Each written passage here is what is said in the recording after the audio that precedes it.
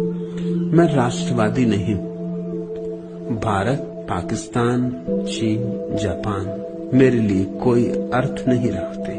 मैं इस पृथ्वी को खंडों में बटा हुआ नहीं देखता हूं।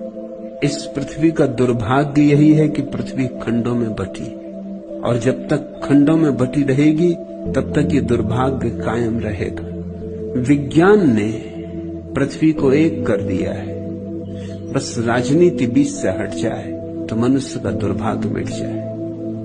आज पृथ्वी पर वे सब साधन उपलब्ध हैं जो मनुष्य को सुखी करें, समृद्ध करें। आज पहली बार पृथ्वी स्वर्ग के देवताओं को ईर्ष्या से भर सकती, लेकिन राजनीति को मरना होगा तो ही विज्ञान जीत सकता है।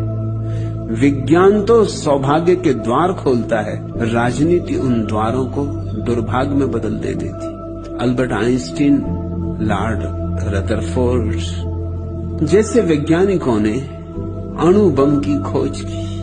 अणु बम पृथ्वी के लिए सौभाग्य सिद्ध हो सकता था, क्योंकि इतनी ऊर्जा हमारे हाथ में आ गई कि हम जो चाहते कर लेते।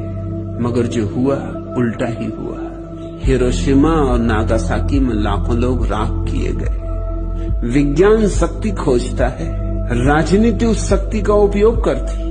आइंस्टीन तो इससे इतना विक्षुब्ध हुआ था अपने अंतिम दिनों में। किसी ने उससे पूछा कि अगले जन्म में भी क्या तुम फिर पुनः वैज्ञानिक होना चाहोगे? उसने कहा कि नहीं, प्लम्बर हो जाऊंगा वो बेहतर, लेकिन अब वैज्ञानिक नहीं होना, क्योंकि हमने जो खोजा सब व्यर्थ गया। व्यर्थ ही नहीं गया, घातक हुआ, विषाक्त हुआ। इस पृथ्वी पर एक ही व्यक्ति को भूखा रहने की अब कोई जरूरत नहीं, लेकिन राजनीति भयंकर सिद्ध हो रही। अगर भारत चाहता है कि इसके सौभाग्य का उदय हो, तो भारत को पहला देश होना चाहिए पृथ्वी पर जो अपने को अंतर्राष्ट्रीय घोषित करे, जो कहे कि हम संयुक्त राष्ट्र संघ की भूमि बनते, और भारत अकेला ऐसा देश है जो सबसे पहले ये कदम उठा सकता है। इसकी परंपरा ऐसी, वसुधैव कुटुंबकम। जिन्होंने कहा था वसुधैव कुटुंबकम, उनकी आत्माओं को इससे बड़ा अर्घ और कुछ भी न होगा। लेकिन मैं राष्ट्रवादी नहीं। मनुष्य बहुत तड़फ लिया राष्ट्रवाद के कारण। राष्ट्रवाद जहर है। सब सीमाएं अतिक्रमण होनी चाहिए। जीवन के रोग की औषधि लेने के लिए हिंदू, मुसलमान, ईसाई होने की जरूरत कहां है?